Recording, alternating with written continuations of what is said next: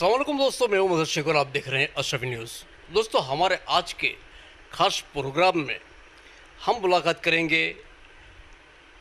Bharatiya Janata party minority मोर्चे के राष्ट्रीय महामंत्री जनाब महबूब अली चिश्ती साहब से। राष्ट्रीय कारोबारी का सदस्य बना 2010 में। तत्कालीन मुख्यमंत्री और हाल के प्राइम मिनिस्टर जो है मोदी साहब, उन्होंने मुझे गुजरात माइनॉरिटी का प्रेसिडेंट बनाया बीजेपी में। उसके बाद 2011 में मैं गुजरात हज कमेटी का चेयरमैन हुआ। 2013 में राष्ट्रीय सचिव बना माइनॉरिटी में।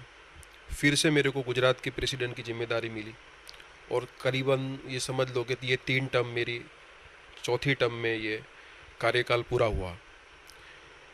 हज कमेटी के चेयरमैन के बाद गुजरात अल्पसंख्यक नाणा निगम की चेयरमैन का टर्म मेरी 2015 में अपॉइंटमेंट हुई। और अभी जो है वो माइनॉरिटी मोर्चा के राष्ट्रीय महामंत्री तरीके नियुक्ति की है। इसके लिए मैं प्राइम मिनिस्टर मोदी साहब का, हमारे राष्ट्रीय अध्यक्ष जेपी नड्डा साहब, हमारे गुजरात के मुख्यमंत्री रूपानी साहब, CR पाटिल साहब, हमारे प्रदेश अध्यक्ष, सभी का मैं बहुत हार्दिक आभार व्यक्त करता हूं। और ये गुजरात में पहली बार ऐसा हुआ है कि किसी को माइनॉरिटी मोर्चा के अंदर ये महामंत्री का पद मिला है। अच्छा चिश्ती साहब, खासकर एक बात बताइए कि आप सूफीज़म से ताल्लुक़ रखते हैं, तो सूफीज़म और पॉलिटिक्स ये दोनों का मेल कैसे हुआ? इसमें ऐसा है कि जो सूफ़ी कम्युनिटी है, जैसा कि आप जानते हैं, इसमें पीरान तरीक़त, सादात किराम और ख़ास तौर पे औलिया किराम से मानने वाले पूरी दुनिया के लोग, और ये जो सूफ़ी समाज है ये ऑल ओवर वर्ल्ड के अंदर तुम अलग अलग देशों में देखोगे, चाहे वो इराक़ हो, सीरिया हो, लीबिया हो, तो सबसे बड़ी खूबी ये है कि सूफ़ीज़म में मानने वाला एक भी व्यक्ति टेररिस्ट या आतंकवादी नहीं है। और ख़ास तौर पे इराक़, सीरिया और ये सारे कंट्रीज़ के अंदर ISIS जैसे आतंकवादी संगठनों ने बहुत सारे सूफ़ी मज़ारों को ब्लास्ट किया और बहुत सारी वारदातें हुई। गुजरात के अंदर और हिंदुस्तान के अंदर भी जो सूफ़ी कम्युनिटी है, इसकी मेजॉरिटी है। लेकिन अफसोस ये रहा कि 1950 से लेके आज तक, आज़ादी से लेके अब तक, सूफ़ी लोग जो है वो पॉलिटिकली इतने एक्टिव नहीं हुए, मेन स्ट्रीम में नहीं आए। तो उसकी वजह से ये समाज को जो सरकार के लाभ मिलना चाहिए, गवर्नमेंट पॉलिसीज़ की जो बेनिफिट्स मिलने चाहिए, वो बहुत हद तक नहीं मिले। और इसलिए जो हमारे कीचोसा शरीफ के उस वक्त के जो हमारे सज्जादा नसीन सैयद महमूद अशरफ साहब ने ऑल इंडिया उलमा मशाइख बोर्ड बनाया पूरे हिंदुस्तान का, और उसमें भी ये इश्यू उठाया गया कि भाई सूफीज़ कम्युनिटी के लोग जो है वो पॉलिटिकली एक्टिव नहीं होते और हमारे लोगों को पॉलिटिकली एक्टिव होना चाहिए। क्योंकि मैंने BSc इलेक्ट्रॉनिक्स और MCA तक पढ़ाई भी की, अल्लाह ने दीन और दुनिया दोनों का थोड़ा सा इल्म अता किया था, तो मुझे ऐसा ज़रूरत लगी कि हमारे सूफ़ी कम्युनिटी में से भी पॉलिटिकली बेस पर एक्टिव होना चाहिए, ताकि जो सूफ़ी समाज के प्रश्न हैं वो हम सरकार के सामने, गवर्नमेंट के सामने रख सकें। और अल्लाह का शुक्र एहसान है, उसके बाद हमने वर्ल्ड सूफ़ी फोरम भी किया। उसमें उलमा मशाइख बोर्ड के पूरे उलमाए किराम और पीरान तरीक़त हमारे साथ रहे। 22 मुल्कों के सज्जादा नशीन, महबूब सुबहानी गौसे आज़म जिलानी के सज्जादा नशीन, इराक़ से, सीरिया से, यमन से, यहाँ तक कि पाकिस्तान से, अफ़गानिस्तान से 22 मुल्कों के सादात किराम और बड़े सज्जादा नशीन उसमें आए। प्राइम मिनिस्टर मोदी साहब की हाज़िरी में एक बहुत अच्छा मैसेज जो है पूरी दुनिया में गया। मोदी साहब अफ़गानिस्तान भी गए तो वहाँ चिश्त जो है, जहाँ से ख्वाजा गरीब नवाज़ अलैहि रहमत व रिज़वान तशरीफ़ लाए थे, वो ज़मीन जो हेरात की ज़मीन है वो हज़ारों साल से प्यासी ज़मीन थी। भारत सरकार के खर्चे से वहाँ पे पूरा सलमा डैम बनाया, वो डैम एक्टिवेट हो गया। वो हज़ारों चौरस किलोमीटर की जो ज़मीन है जो प्यासी थी वो आज सैराब हो गई। उसकी वजह से आज वहाँ बहुत सारी खुशहाली और हरियाली भी आ गई है। और ख्वाजा गरीब नवाज़ का जो अमन मोहब्बत का पैगाम है वो हमारे प्राइम मिनिस्टर साहब ने वहाँ चिश्त में जाके भी दोहराया। तो ये सारी बातें हो पाई तो समझ लो कि ये सूफ़ीज़ लोग जब से एक्टिव होना शुरू हुए, तभी से ये एक आवाज़ बुलंद हुई और एक पॉजिटिव इंसानियत का, प्यार का, मोहब्बत का, अमन का पैगाम पूरी दुनिया में पहुंचा। अच्छा, जिस तरीके से हम बात कर रहे हैं कि आप जो हैं वो GFDMC उसके भी चेयरमैन रह चुके हैं, तो इसकी जानिब से सरकार के माइनॉरिटीज़ को क्या क्या बेनिफिट मिलते हैं? देखो, सबसे आपको जान के हैरत होगा कि बीजेपी में भी क्यों जाना पड़ा। 2004 से 14 तक तो कांग्रेस की सरकार थी, आप जानते ही हैं। आप खुद पत्रकार हो, आप खुद डेटा उठा के देख लो कि जब कांग्रेस की सरकार थी, क्योंकि जो गुजरात अल्पसंख्यक नाला और विकास निगम है, ये माइनॉरिटीज़ कम्युनिटीज़ को एजुकेशन और रोजगारी के लिए धिराण सहाय देता है, ठीक है। ये कॉरपोरेशन को 2001 में उस वक्त के तत्कालीन वड़ा प्रधान अटल बिहारी वाजपेयी जी ने 60 करोड़ रुपए दिए थे। उसके बाद 2004 से लेकर 14 तक 1 करोड़ रुपए भी नहीं दिए कांग्रेस की सरकार ने। इसको जो लाभ मिलता है या उसको जो सहाय मिलती है वो केंद्र सरकार से मिलती है। कांग्रेस की जो सरकार है अपने आप को मुसलमानों का मसीहा कहती है, और कांग्रेस के लीडर भी अपने वहाँ के एमएलए या एमपी भी आवाज़ उठाते रहते हैं। लेकिन ताज्जुब की बात है कि 10 साल तक कांग्रेस की सरकार होने के बावजूद गुजरात के मुस्लिम और माइनॉरिटी समाज के लिए 1 करोड़ रुपए भी नहीं दिए, जो वाजपेयी जी ने 60 करोड़ रुपए दिए थे।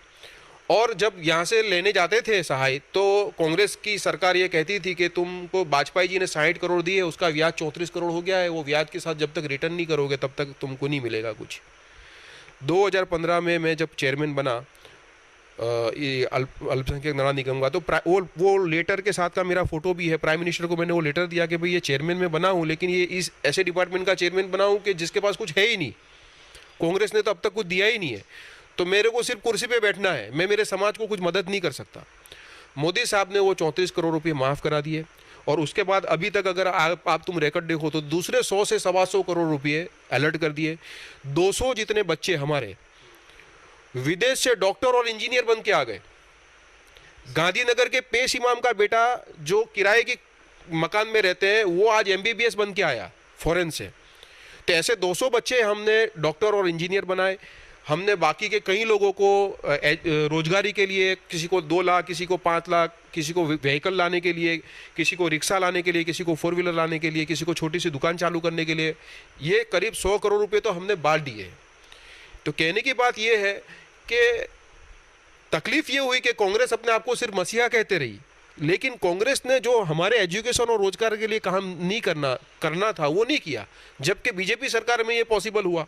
तो हमारा तो काम ये है, बेसिकली हमारा तो काम ये है कि समाज और सरकार के बीच में का जो डिस्टेंस है वो दूर हो, और सरकार के जो लाभ है योजनाओं के वो समाज को भी मिले, ताकि गरीबी और बेरोजगारी दूर हो, सबका साथ हो, सबका विकास हो। और साथ में हमने कौमी एकता का भी बहुत मेहनत की कि आज हमारे सबसे बड़ी बात तो ये है कि 2010 में मैं जब माइनॉरिटी का प्रेसिडेंट बना था तो 1% भी मुसलमान के वोट नहीं मिलते थे। आज 20% मुस्लिम वोट बीजेपी को मिलते हैं। ऐसा उस वक्त के हमारे 2017 में राष्ट्रीय अध्यक्ष अमित शाह साहब का भी ये स्टेटमेंट है। 200 मुस्लिम काउंसिलर बीजेपी के मैंडेट पे जीत के आए, इसमें बीजेपी ने 100 से ज़्यादा को चेयरमैन बनाया। इससे फ़ायदा क्या हुआ कि ये लोग जो है, ये जो मुस्लिम जीत के आए अलग अलग डिस्ट्रिक्ट्स में, सिटी में, वो पॉलिटिकली एक्टिव हुए, वहाँ के एमपी के साथ, एमएलए के साथ, मिनिस्टर के साथ उनके ताल्लुकात बने। अभी तक हमारे लिए तकलीफ ये होती है कि मुस्लिम समाज के या माइनॉरिटी समाज के प्रश्न होते थे तो पुलिस डिपार्टमेंट में या कलेक्टर कचहरी में या डीडीओ ऑफिस में या मामलतदार में जाके कोई आवाज़ उठाने वाला नहीं था। ये जो पूरी एक टीम गुजरात में एक्टिव हमने की और उनको गवर्नमेंट पोस्ट भी मिली है, तो इससे अच्छा हुआ कि हमारे कम्युनिटी के जो फ़ायदे, गरीब लोग हैं, जो परेशान हाल है, जो मालदार है, उनको तो कोई ज़रूरत नहीं है, समझ लो, जो खुशहाल है, लेकिन ख़ास तौर पे जो बेरोजगार है, ख़ास तौर पे जो गरीब है या जिसको तकलीफ़ में है, उनको आवाज़ उठाने के लिए, आप तो खुद मीडिया में एक समझदार पढ़े लिखे इंसान हो, आप समझ सकते हो कि ये इससे कितना बड़ा फ़ायदा हो जाता है कम्युनिटी को। और उससे फ़ायदा एक ये हुआ कि 2 कम्युनिटी के बीच में, हिंदू मुस्लिम के बीच में जो डिवीज़न था वो भी दूर हुआ। आज अल्लाह का शुक्र एहसान है कि 20 साल से गुजरात में दंगे फसाद नहीं है। पहली बार तुम गुजरात का 100 साल का इतिहास उठा के देखो तो ऐसे 20 साल आपको नहीं मिलेंगे कि जिसमें दंगे फसाद नहीं हुए हो। आज़ादी से पहले भी ये सब सारे इश्यूज थे। तो हमारा तो काम यही है सूफियों का तो कि प्यार मोहब्बत अमन रहे, नफ़रतें दूर हो और सबका साथ हो, सबका विकास हो। और अल्लाह का शुक्र है कि इसमें हम बहुत हद तक कामयाब भी हुए। केंद्र सरकार की भी बहुत सारी योजनाएं हैं, मुस्लिम स्कॉलरशिप्स के लिए, एजुकेशन के लिए, रोजगार के लिए, जो अल्पसंख्यक मंत्रालय से चलती है। अब हमारी कोशिश ये होगी कि ये सारी योजनाओं का लाभ भी समाज के जो ज़रूरतमंद लोग हैं उनको मिले। अच्छा साहब, इसमें खासकर एक बात ये है कि योजनाएं तो काफ़ी हैं, लेकिन ये योजनाओं की जानकारी और ख़ासकर इसका जो बेनिफिट है वो ग्राउंड लेवल तक नहीं पहुंचता। इसके लिए कुछ आपके सब पहले तो ये होता था कि आपको मैंने बताया कि कुछ पैसे ही नहीं आते थे।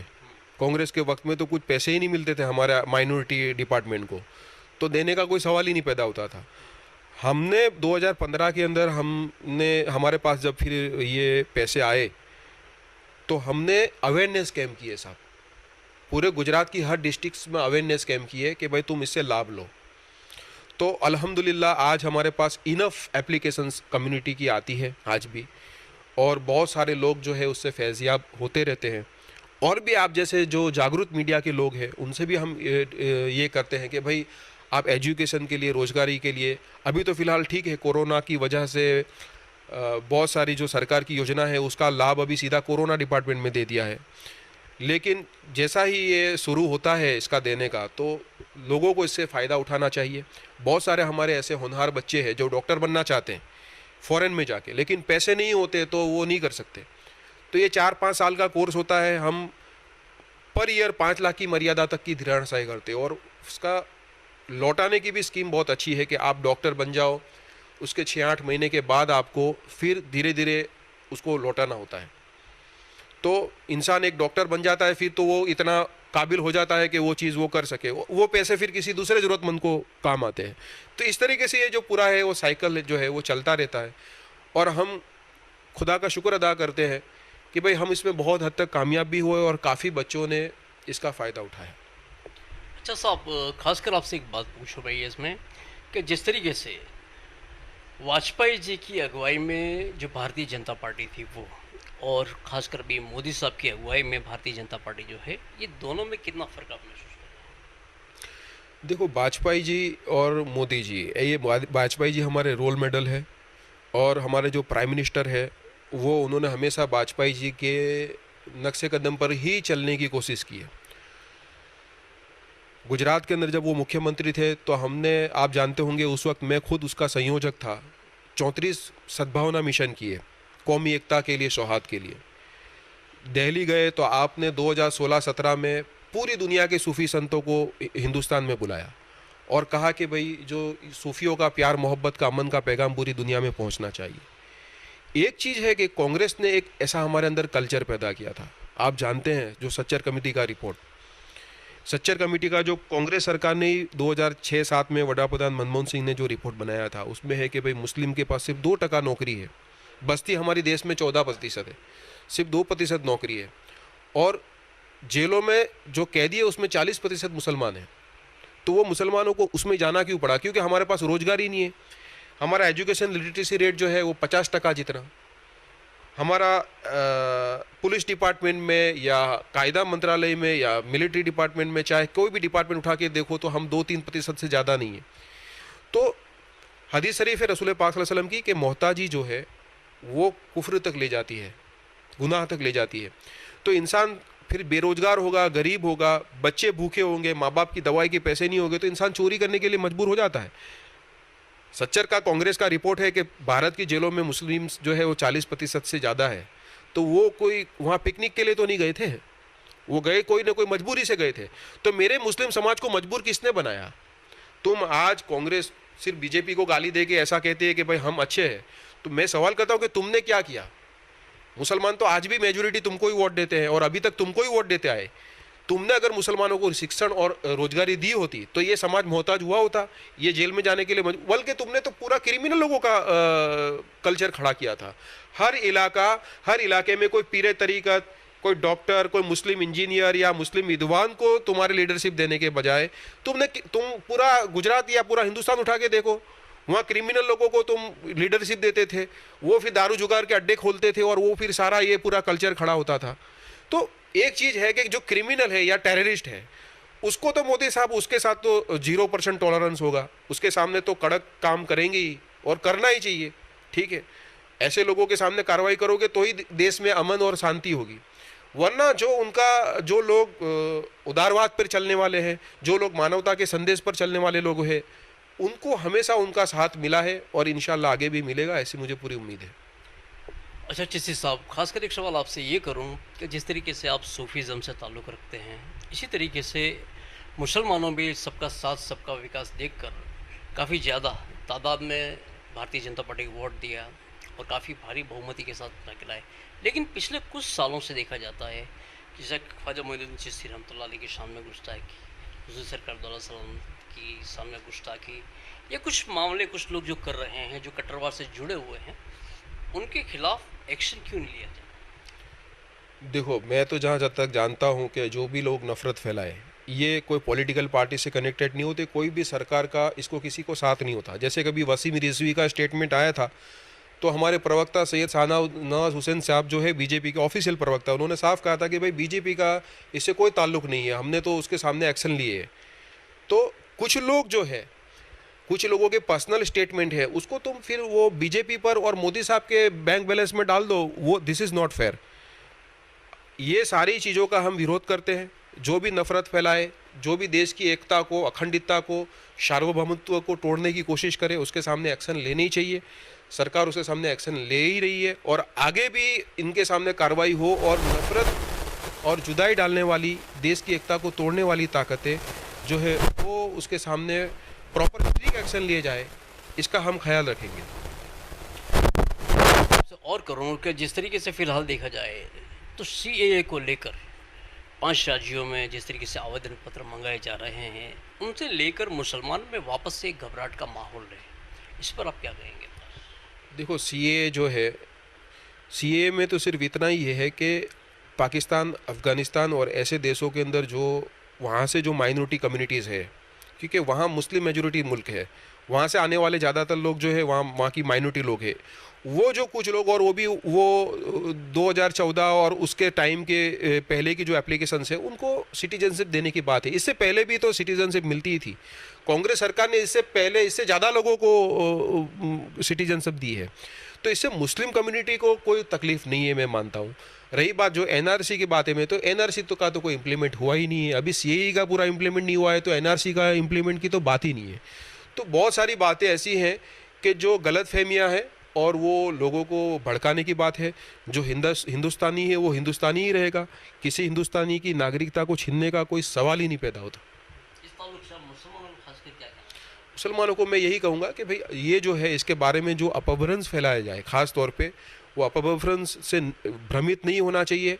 हमारे कोई भी, किसी की भी नागरिकता को हमारे प्राइम मिनिस्टर ने या हमारे पूरी जो सरकार है, उनके जिम्मेदार लोगों ने ये पूरा वचन दिया है, प्रॉमिस किया है कि कोई की भी जो हमारे भारतीय मुसलमान है या भारतीय माइनॉरिटी के कोई भी लोग हैं, उसकी नागरिकता को इससे कोई ताल्लुकात नहीं है। ये तो सीए में तो बाहर से आने वाले लोगों को नागरिकता देने की बात है। एक बात और साहब, कि कोरोना की जो तीसरी लहर जो शुरू होने वाली है, उसमें वैक्सीन को लेकर भी काफ़ी चर्चा भी है।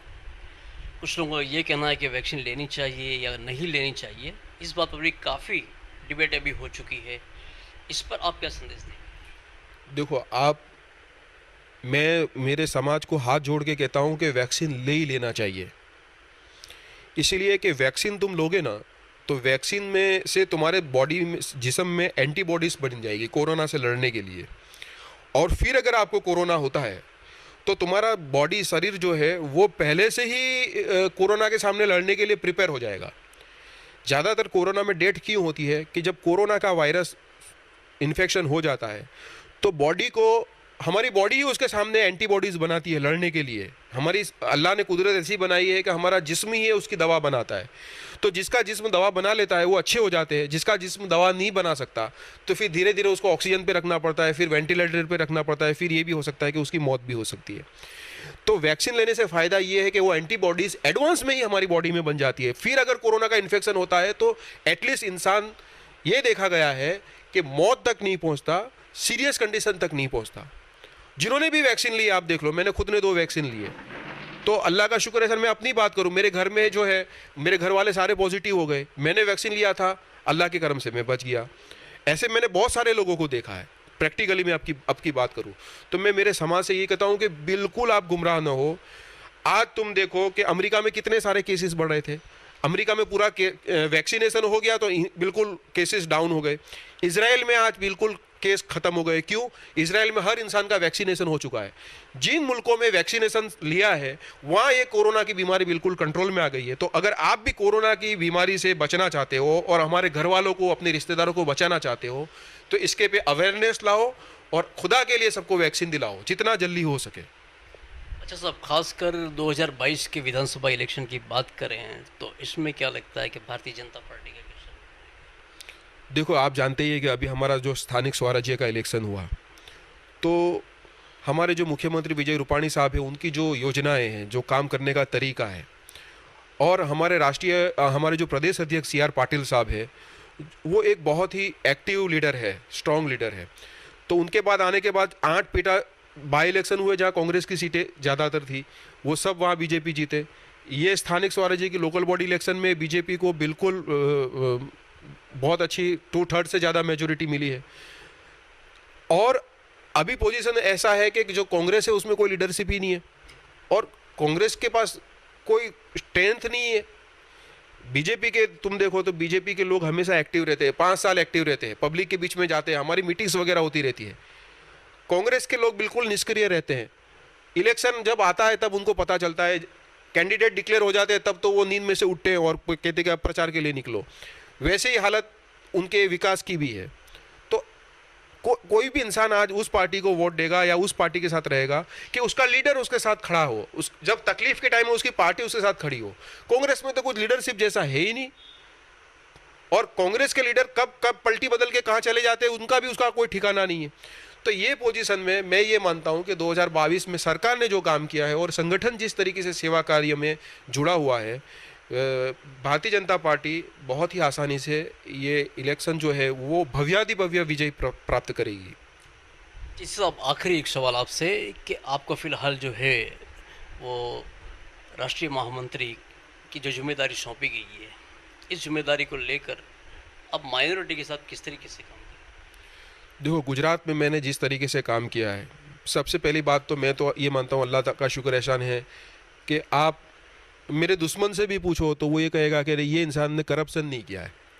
ये सबसे बड़ी बात। हज कमेटी में मैं चेयरमैन रहा, मैंने कभी चाय भी नहीं पिया, ठीक है। अल्पसंख्यक माइनॉरिटी कॉरपोरेशन का चेयरमैन बना, ये चेक डिस्ट्रीब्यूट करने की बात आई, इसके पहले वो निगम में क्या चलता था सब जानते हैं। मैंने आके पहले FIR दाखिल की गलत चीज़ पर, और जब हम चेक डिस्ट्रीब्यूशन किया, CM साहब और हमारे नकवी साहब मिनिस्टर खुद आए थे, मीडिया के सामने हमने ऐलान किया चेक डिस्ट्रीब्यूशन के टाइम पर कि पियून से लेके मेरे तक किसी ने 1 रुपया भी किसी के पास लिया हो या मांगा हो तो यहाँ आके मीडिया में कंप्लेन करो। इतनी ईमानदारी से काम किया। आप जानते हैं कि कौम के अंदर पहली बात तो ईमानदार लीडरों की बहुत कमी है। हमारे अंदर भी तकलीफ क्या है कि एक इंसान ईमानदारी से काम करता है तो उसको साथ देने के बदले बिगर काम में उसका टांग खींचने की काम करते हैं। तो इससे भी बचना चाहिए। जब तक तुम अपनी समाज के ईमानदार नेता को साथ नहीं दोगे तो वो अपनी आवाज़ कैसे बुलंद कर सकेगा। फिर तुम ये कहते हो कि हमारे साथ कोई खड़ा नहीं रहता है हमको, तो ये चीज़ भी गलत है।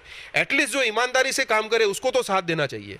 अब अगर कांग्रेस ने 10 साल में काम नहीं किया, 2004 से 14 तक अल्पसंख्यक, और हमने 100 करोड़ रुपए दिलाए या 40 करोड़ माफ कराए, तो ये काम समाज के लिए अच्छा किया या बुरा किया, पहले ये बोलो। हम ये कहते हैं कि पॉजिटिवली हमारे साथ हमने अगर समाज का कोई नुकसान काम किया हो तो मैं तुमको आज इस्तीफा देने के लिए तैयार हूँ कि जिससे मुस्लिम कम्युनिटी को नुकसान हो। हमने सिवाय फायदे के लिए कुछ काम किया ही नहीं है।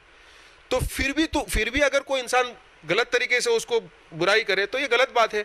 और अल्लाह का शुक्र है मैं तो जो एक्टिव हुआ हूँ, मुझे किचोसा शरीफ या बरेली शरीफ या मारे हरा शरीफ के जितने भी सज्जादा नसीन है और ये पीराने तरीक़त है, वो सबकी दुआएं हमारे साथ है, उनका सबका साथ हमारे साथ है। और उन्होंने कहा कि बहुत ज़रूरी है कि हमारे पीराने तरीक़त में से भी कोई इंसान हो जो गवर्नमेंट में एक्टिव हो, हमारा आपके साथ साथ है। और कहते हैं कि कोई कुछ भी कहता रहे लेकिन तुम ये मत छोड़ना।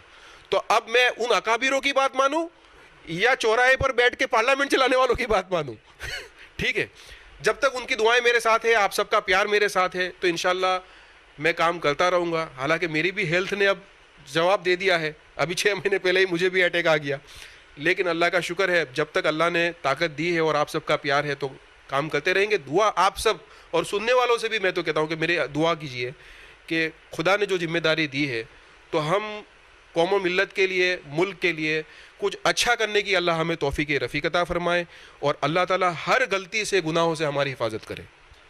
जी तो दोस्तों, जैसा कि आज हमने बात की महबूब अली चिश्ती साहब से, और उन्होंने काफ़ी अच्छे अंदाज से समझाया कि मुसलमानों को खासकर वैक्सीन लेनी चाहिए इस महामारी के दौर में, क्योंकि वैक्सीन ही एक वाहिद इलाज है कोरोना से बचने का। और भारतीय जनता पार्टी की जानिब से जो जो माइनॉरिटीज़ को लाभ मिल रहे हैं, जो बेनिफिट मिल रहे हैं, उसे भी खास लेने चाहिए। तो मैं मदरसे कैमरामैन खुर्शी शेख के साथ इजाज़त चाहता हूँ। फिर मिलेंगे किसी और प्रोग्राम में। अल्लाह हाफिज़।